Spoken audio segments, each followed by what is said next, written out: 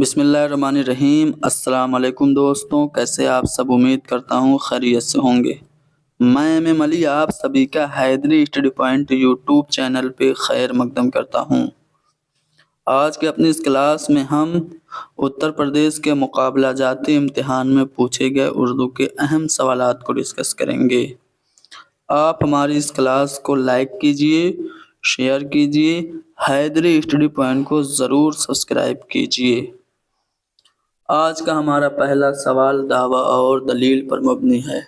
کہا جا رہا ہے کہ پریم چند ایک عہد ساز افسانہ نگار ہیں۔ تو بالکل صحیح بات ہے، دعویٰ بالکل صحیح ہے، کیونکہ پریم چند ایک عہد ساز افسانہ نگار ہیں۔ یہ اردو کے پہلے باقاعدہ افسانہ نگار تسلیم کیے جاتے ہیں۔ پریم چند کا جو پہلا افسانہ ہے دنیا کا سب سے انمول رتن ہے، اور پریم چند کا پہلا افسانوی مجموعہ سوز وطن ہے جو 1908 میں شائع ہوا تھا، جس میں 5 افسانے شامل ہیں۔ اس کے علاوہ پریم پچیسی، پریم بتیسی، خاک پروانہ، خواب و خیال، فردوس خیال، زاد راہ، آخری تحفہ، دودھ کی قیمت اور واردات، یہ سب افسانوی مجموعے منشی پریم چند کے ہیں۔ منشی پریم چند کو چلتا پھرتا گاؤں کہا جاتا ہے۔ یہ کس نے کہا تھا کمنٹ میں بتائیے گا۔ تو اس طرح سے آپ نے دیکھا کہ ایک عہد ساز یہ افسانہ نگار ہیں، ان کی افسانوی مجموعے میں نے گنا دیے۔ دلیل ہے کہ کیونکہ اس نے یعنی پریم چند نے سماجی اور رومانوی افسانے لکھے۔ اب دیکھیے، سماجی افسانے تو لکھے لیکن رومانوی نہیں لکھے۔ مان لیجیے اگر رومانوی لکھے بھی ہوتے تو صرف رومانوی افسانے لکھنے کی بنیاد پہ آپ ان کو یہ نہیں کہتے کہ وہ عہد ساز ہیں، چونکہ وہ بہت سارے اہم افسانے لکھے، انہوں نے باقاعدہ افسانے کی صنف کو سمجھیے کہ ابتدا کی، تو اس لیے وہ عہد ساز افسانہ نگار ہیں، سماجی اور رومانوی افسانے لکھنے کی بنا پہ نہیں۔ ویسے تو رومانوی افسانہ کرشن چندر نے زیادہ لکھا، پریم چند نے نہیں لکھا، تو اس لحاظ سے دلیل غلط ہو گئی، یعنی دعویٰ صحیح ہے، دلیل غلط ہے۔ اگر کوئی پریم چند کے ہندوستان کا مطالعہ کرنا چاہتا ہے تو اس کو گودان کا مطالعہ کرنا چاہیے۔ یہ بات سلام سندیلوی نے کہی تھی۔ پریم چند نے محنت کش کو افسانے کا ہیرو بنا دیا، یہ بات احتشام حسین نے کہی تھی۔ تو آگے بڑھتے ہیں اگلے سوال پہ۔ کرشن چندر کے بارے میں کس نے کہا کہ تم ابھی طفل مکتب ہو، تمہیں ناول نویسی کے علاوہ افسانہ نویسی سے بھی توبہ کر لینی چاہیے تاکہ تمہاری عاقبت خراب نہ ہو۔ یہ کس نے کہا تھا؟ منٹو نے، محمد حسن نے، احمد علی نے، یا پھر محمد دین تاثیر نے؟ محمد دین تاثیر نے یہ بات کہی تھی کرشن چندر کے بارے میں کہ تم ابھی طفل مکتب ہو۔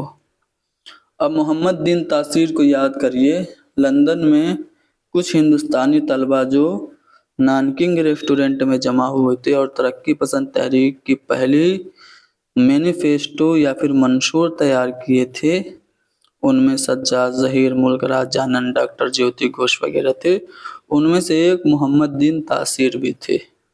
ٹھیک ہے، تو یہاں آپ کو یاد رکھنا جو مینیفیسٹو پہ 6 لوگوں نے سگنیچر کیا تھا ان میں ایک نام محمد دین تاثیر کا بھی ہے۔ تو انہوں نے کرشن چندر کو کہا کہ تم ابھی طفل مکتب ہو، تمہیں ناول نویسی کے علاوہ افسانہ نویسی سے بھی توبہ کر لینی چاہیے۔ مرثیے میں ضمیر کی طرز نوی کو آب و رنگ بخشنے اور اسے بلندیوں تک لے جانے کا سہرا کس کے سر ہے؟ میر ضمیر کے جو شاگرد تھے وہ مرزا دبیر تھے، اور مرزا دبیر نے میر ضمیر کی طرز نوی کو آگے بڑھایا، بلندیوں تک لے گئے۔ ٹھیک ہے نا؟ میر ضمیر ایسے شاعر مرثیہ نگار ہیں جنہوں نے مرثیہ کی اجزائے ترکیبی متعین کیے: چہرہ، سراپا، رخصت، آمد، رجز، جنگ، شہادت اور بین۔ یہ جو اجزائے ترکیبی متعین کیے تھے میر ضمیر نہیں کیے تھے۔ اور مرثیے کو مسدس کی حیت کس نے عطا کی تھی؟ مرزا محمد رفیع سودا نے۔ کوشچن نمبر 84، مثنوی گلزار نسیم کو پہلی مرتبہ مرتب کر کے کس نے شائع کیا؟ پہلی بار گلزار نسیم مثنوی کو کس نے مرتب کر کے شائع کیا؟ تو وہ ہیں چکبشت، پنڈت برج نارائن چکبشت۔ یہ قومی شاعر کی حیثیت سے جانے جاتے ہیں۔ انہوں نے مثنوی گلزار نسیم کو پہلی بار مرتب کر کے شائع کرایا۔ اب مثنوی گلزار نسیم کے بارے میں چاہتا ہوں کہ تھوڑی سی بات آپ کو بتا دوں۔ پنڈت دیا شنکر نسیم نے اس کو لکھا تھا کب؟ 1839 عیسوی میں۔ یہ ایک عشقیہ مثنوی ہے اور لکھنوی تہذیب کی آئینہ دار ہے۔ اصل قصہ عزت اللہ بنگالی نے لکھا تھا فارسی زبان میں قصہ بقاولی کے نام سے۔ اسی قصے کو نہال چند لاہوری نے 1803 میں مذہب عشق کے نام سے اردو میں منتقل کیا اور 1839 میں پنڈت دیا شنکر نسیم نے اس کو مثنوی کا جامہ پہنایا۔ ٹھیک ہے، پہلی بار 1844 میں یہ شائع ہوئی تھی، چکبشت نے شائع کیا تھا۔ احتشام حسین نے مثنوی گلزار نسیم کو شاعرانہ اور فنکارانہ تخلیق کا معجزہ کہا ہے، یہ پوائنٹ بھی یاد رکھیے گا۔ اب آتے ہیں کوشچن نمبر 85۔ کوشچن نمبر 85 میں ایک شعر دیا گیا ہے کہ زبس یہ ملک ہے پیڑ پہ بستا، کہیں اونچا کہیں نیچا ہے رستہ۔ تو یہ جو شعر ہے میر حسن نے کس شہر کے بارے میں کہا؟ تو لکھنؤ کے بارے میں کہا۔ آپشن بھی درست ہوگا۔ دفتر ماتم یہ کیا ہے؟ یہ مرثیوں کا مجموعہ ہے یا پھر یوں کہا جائے مجموعہ کلام ہے۔ کس کے مجموعہ کلام کا نام ہے دفتر ماتم؟ تو مرزا دبیر کے۔ مرزا دبیر مرثیہ کے ایک اہم شاعر ہیں۔ میر انیس کے ہم عصر ہیں۔ ادبی چشمک بھی رہی، انیسیے اور دبیریے کا ایک گروہ بھی بن گیا تھا ان دونوں کے دور میں، اور ایک کتاب بھی اس پر لکھی تھی شبلی نعمانی نے میر انیس اور مرزا دبیر پر، موازنہ انیس و دبیر کے نام سے، جس میں انہوں نے میر انیس کو مرزا دبیر پر فوقیت دی تھی۔ اسی لیے بعض لوگ شبلی کو غالب شکن بھی کہتے، دبیر شکن بھی کہتے ہیں۔ غالب شکن تو وہ ہیں یاس یگانہ چنگیزی، دبیر شکن ان کو کہا جاتا ہے شبلی کو، کیونکہ انہوں نے بہت ناانصافی کی تھی۔ میر انیس کے اچھے اشعار کے مقابلے میں مرزا دبیر کے برے اشعار مثال کے طور پہ دیے تھے۔ سلامت علی ان کا، مرزا دبیر کا اصلی نام ہے سلامت علی، تخلص دبیر ہے۔ لکھنؤ میں زیادہ تر عمر گزری لیکن ان کی پیدائش دلی میں ہوئی تھی، یہ پوائنٹ یاد رکھیے گا۔ مرزا دبیر دلی میں پیدا ہوئے تھے، لکھنؤ میں 1875 میں ان کا انتقال ہوا تھا۔ کوشچن نمبر 87، عبدالحلیم شرر کی کون سی تصنیف تہذیبی تاریخ کا درجہ رکھتی ہے؟ دیکھیے جو عبدالحلیم شرر ہیں یہ تاریخی ناول لکھنے کے لیے مشہور ہیں۔ فردوس بری ان کا تاریخی ناول ہے، لیکن گزشتہ لکھنؤ یہ ان کی ایک کتاب ہے جو لکھنؤ کی تاریخ کے بارے میں ہے، تو اس لیے آپشن بھی صحیح ہونا چاہیے۔ حالانکہ آیوگ نے آپشن اے صحیح مانا ہے، لیکن میرے حساب سے آپشن بھی زیادہ مناسب ہے۔ کوشچن نمبر 88، کون درست نہیں ہے؟ لیلا کے خطوط اور مجنوں کی ڈائری قاضی عبدالغفار کے ناول ہیں، صحیح بات ہے۔ نشتر، یہ نثر نہیں نشتر ہے، نشتر انجم کسمنڈوی کا ناول ہے، صحیح بات ہے۔ شاہد رانا یہ قاضی سرفراز حسین کا ہے۔ امراؤ جان ادا جو ناول ہے وہ شاہد رانا سے ہی ماخوذ ہے، اور خیام عبد الرحمن کی نہیں بلکہ سلیمان ندوی کی کتاب ہے۔ ٹھیک ہے، تو اس لیے یہ والا زمرہ، یہ والا جوڑا غلط ہو گیا، یعنی کہ ہمارا جواب آپشن 4 ہوگا۔ یہاں پہ ایک شعر دیا ہے، اس شعر سے کون سا ناول یا داستان شروع ہوتی ہے؟ ہم کو بھی کیا کیا مزے کی داستانیں یاد تھی، لیکن اب تمہید ذکر درد ماتم ہو گئیں۔ تو یہ جو شعر ہے، اس شعر سے شروع ہوتا ہے اردو کا شاہکار ناول امراؤ جان ادا۔ کس نے لکھا تھا؟ امراؤ جان ادا مرزا محمد ہادی رسوا کا ناول ہے۔ کب لکھا گیا؟ تو یہ ناول 1922 عیسوی میں یا 1959 عیسوی میں کب لکھا گیا؟ 1899 عیسوی میں، ٹھیک ہے۔ 1922 میں آپ کا ڈرامہ انارکلی لکھا گیا۔ 1959 میں آپ کا ناول آگ کا دریا لکھا گیا۔ 1899 میں مرزا محمد ہادی رسوا نے امراؤ جان ادا ناول لکھی، جس کی ابتدا میں یہ شعر درج ہے۔ اچھا، مرزا محمد ہادی رسوا کے دیگر ناولوں میں افشائے راز، ذات شریف اور شریف زادہ ہے۔ انہوں نے جاسوسی ناول بھی لکھے، جس میں خونی جوڑو، خونی شہزادہ، خونی مصور، خونی بھید، خونی عاشق، بہرام کی رہائی وغیرہ اہم ہیں۔ کوشچن نمبر 90، انجمن پنجاب لاہور کے تحت ہونے والے چوتھے مشاعرے کا عنوان کیا تھا؟ حب وطن تھا۔ انجمن پنجاب لاہور کا قیام کب عمل میں آیا؟ تو 1865 عیسوی میں۔ اس کے صدر کون تھے؟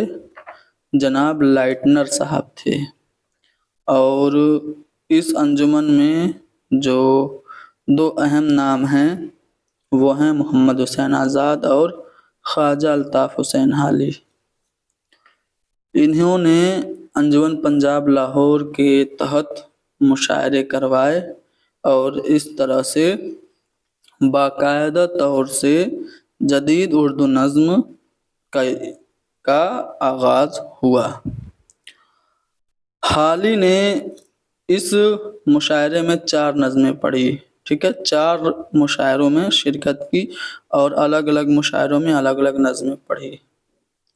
پہلی نظم جو حالی نے پڑھی وہ برق خاروت پڑھی، دوسری نشاط امید، تیسری حب وطن اور چوتھی مناظر رحم و انصاف، ٹھیک ہے۔ حب وطن یہ چوتھے والے مشاعرے کا عنوان تھا۔ کوشچن نمبر 91، فراق نے اپنی رباعیات کے مجموعے روپ کا انتساب کس کے نام کیا؟ فراق گورکھپوری کے رباعیوں کا مجموعہ روپ، یہ انتساب انہوں نے جوش ملیح آبادی کے نام کیا تھا۔ آپشن سی درست ہوگا۔ دیکھیے، تحفہ خوشتر، زمستاں اور گل نغمہ۔ گل نغمہ یہ فراق گورکھپوری کا شعری مجموعہ ہے جو کہ سب سے زیادہ اہم ہے۔ فراق گورکھپوری کو اسی شعری مجموعے پہ گیان پیٹھ ایوارڈ ملا تھا۔ کھڑی بولی کی پیدائش کس اپبھرنش سے ہوئی؟ تو شور سینی اپبھرنش سے کھڑی بولی نکلی تھی۔ کوشچن نمبر 93، نذیر اکبر آبادی کی نظم آدمی نامہ کس حیت پر لکھی گئی نظم ہے؟ دیکھیے، نذیر اکبر آبادی کی بات ہو رہی ہے تو ان کو عوامی شاعر کہا جاتا ہے۔ دلی میں یہ پیدا ہوئے، ان کے بارے میں مختلف نظریات ہیں۔ ان کے اوپر ایک ڈرامہ بھی لکھا گیا جس کا نام ہے آگرہ بازار، حبیب تنویر نے لکھا تھا۔ کلیم الدین احمد ان کے بارے میں لکھتے ہیں کہ نظیر کا وجود ہی اردو شاعری کی بھی نظیر تنقید ہے۔ نیاز فتح پوری نے نظیر کو چٹکلے باز شاعر کہا ہے۔ شمس الرحمن فاروقی کہتے ہیں کہ میں نظیر کو بڑا شاعر تسلیم نہیں کرتا۔ شمس الرحمن فاروقی کے مطابق نظیر کا دماغ چھوٹا اور تجربہ محدود تھا۔ نذیر اکبر آبادی اردو شاعری کے آسمان پر ایک درخشندہ ستارہ ہیں، یہ کلیم الدین احمد کا قول ہے۔ انہوں نے بہت ساری نظمیں لکھی جیسے مفلسی، ہولی، دیوالی، آدمی نامہ، یہ سب ان کی نظمیں. بنجارہ نامہ بھی ان کی نظم ہے. ٹھیک ہے. ان کی زیادہ تر نظمیں مخمس کی حیت میں ہیں, 5 مصری ہیں, اور آدمی نامہ بھی ایک 5 مصری نظم ہے. Question number 94. صبح یا جانب مشرق نظر, ایک نگار آشتی رخ پر کھلا. تو یہ جو شعر ہے اس میں صنعت کنایا کا استعمال ہوا ہے. آپشن اے درست ہوگا. Question number 95. کاغذی پیرہن. زندگی اے زندگی, مضامین نو, مقدمہ کلام آتش, یہ سبھی تصانیف کس کی ہیں؟ یا شہریار کی ہیں, نون میم راشد کی, یا حسرت کی؟ خلیل الرحمن اعظمی کی کتاب ہے کاغذی پیرہن, یہ شعری مجموعہ ہے. کاغذی ہے پیرہن, یہ سوانحی ناول ہے. کس کا ناول ہے؟ کاغذی ہے پیرہن, یہ ناول کس کا ہے؟ آپ لوگوں کو کمنٹ میں بتانا ہے.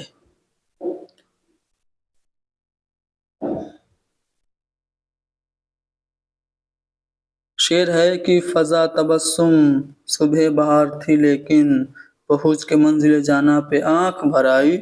یہ شعر کس کا؟ رگھوپتی سہائے یعنی فراق گورکھپوری کا ہے. احمد ہمیش کا تعلق کس سے ہے؟ جدیدیت سے ہے. آپشن اے درست ہوگا. جدیدیت کا علم بردار کسے کہا جاتا ہے؟ رسالہ شب خون کنہوں نے نکالا الہ آباد سے؟ تو ہیں شمس الرحمن فاروقی, جن کو جدیدیت کا علم بردار کہا جاتا ہے.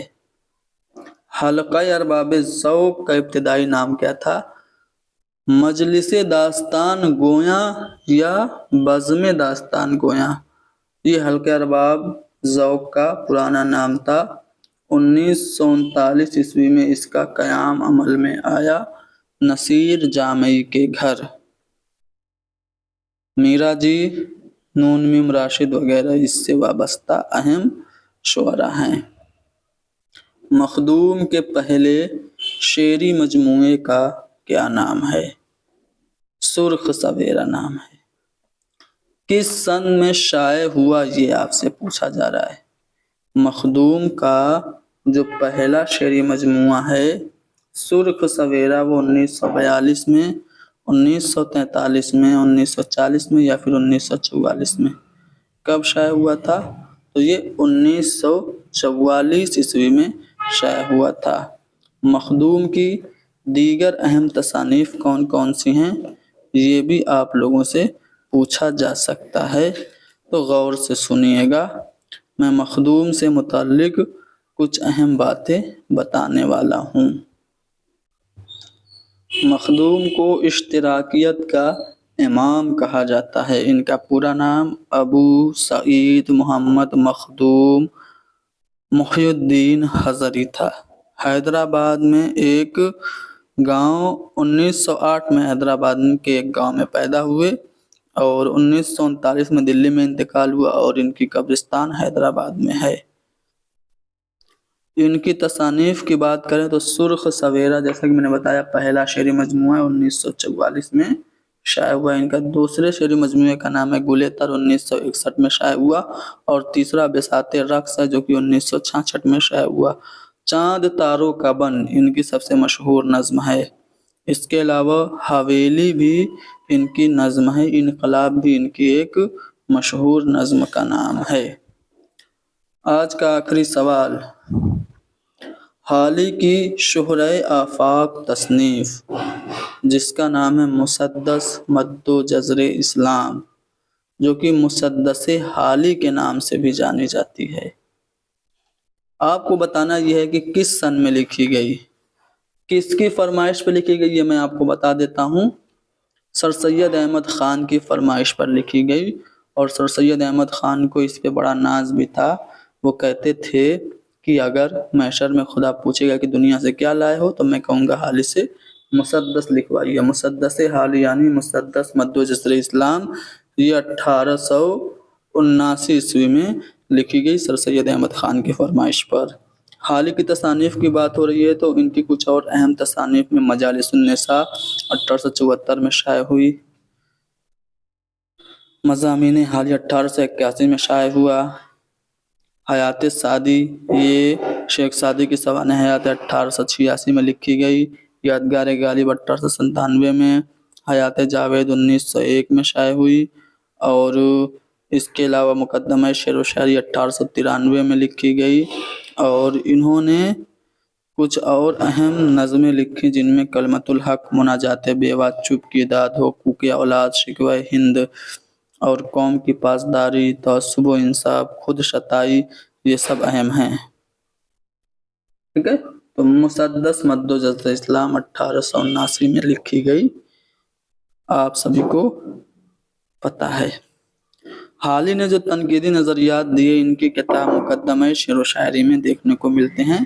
حالی نے شاعری کے لیے تخیل، مطالعہ کائنات اور تفوس الفاظ کو لازمی قرار دیا، اور سادگی، جوش اور اصلیت کو شعر کی خوبی قرار دیا۔ مثنوی کو سب سے مفید اور کارآمد صنف سخن کہا۔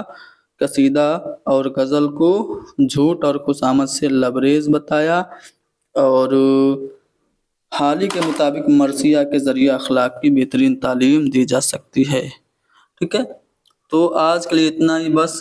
یہ کوشچن پیپر میں آپ کو بتا دوں، اتر پردیش کے ہائر ایجوکیشن سروس کمیشن کے اسسٹنٹ پروفیسر کے امتحان میں پوچھے گئے سوالات پہ مبنی تھا۔ ہم نے یہ سوالات آپ لوگوں کو حل کرائے۔ امید ہے کہ یہ آپ لوگوں کو سمجھ میں آئے ہوں گے۔ کلاس کو لائک کیجئے، شیئر کیجئے، حیدری اسٹڈی پوائنٹ کو ضرور سبسکرائب کیجئے۔ جو سوال میں نے آپ سے کیا تھا اس کا جواب آپ لوگ کمنٹ میں ضرور بتائیے۔ پریم چند کو چلتا پھرتا گاؤں کس نے کہا؟ یہ سوال ہے، اس کا جواب کمنٹ میں بتائیے۔